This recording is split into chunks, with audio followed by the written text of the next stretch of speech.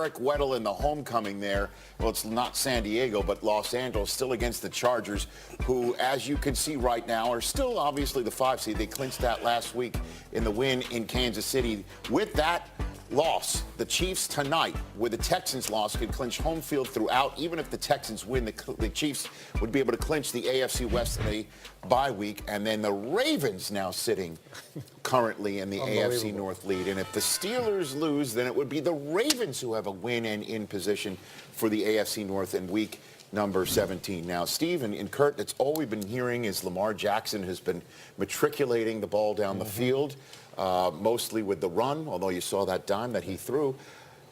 Everybody's wondering how long this can last. Well, should we stop asking that question, even though it's a topic bar at the bottom of the screen? Well, I think we should, because we're going to point to Lamar Jackson a lot, and he's doing some great things, but this is a team that has come together and found their identity, and it starts with the defense. If defense can play like that, if you can control the clock, if you can run the football, and then add a couple passes in there like he made last night, I believe this type of offense and defense, I mean, this team can travel anywhere and beat anyone. And that's the thing that's scary about it.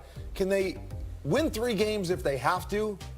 I'm not so sure about that, but they can travel and beat anybody. Nobody's going to want to see them.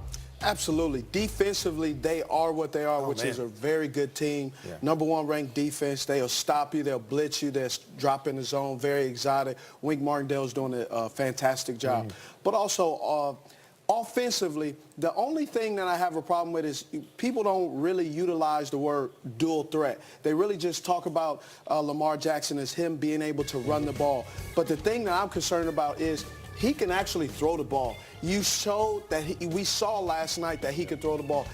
I need Morningwig also to not put him in his box to make it present itself as if he can't, because he can. He was a very good quarterback in college. He throws it. He works on it. He understands the game from the shoulders up, right, and just doesn't utilize his legs. So use the word actual dual threat is important, but they need to open it up. But they also are a great team in January and February when the weather gets bad in Baltimore and wherever they got to go, that they will be able to run the ball. But I'll just say that watching the game yesterday, what I loved is when they fell behind, they came out their next drive and it was pass, pass, touchdown. So they put a lot of trust in the young man and showed I can make those throws when I need to, and that they weren't afraid to put it in his hands in that way. And when he runs it, he hits the crease. Yes. You know, and he just doesn't look for 5 yards and slide. He hits the crease, and he's faster than most out there on the field. And if they do play just 2 road games, that would mean they'd have a home playoff game. And if that happens, it's entirely possible we see a rematch of last night's game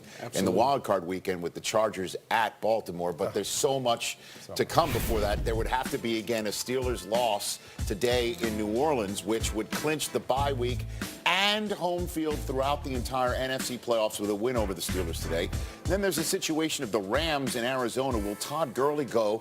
He hasn't practiced all week. The Bears are out west in San Francisco, and then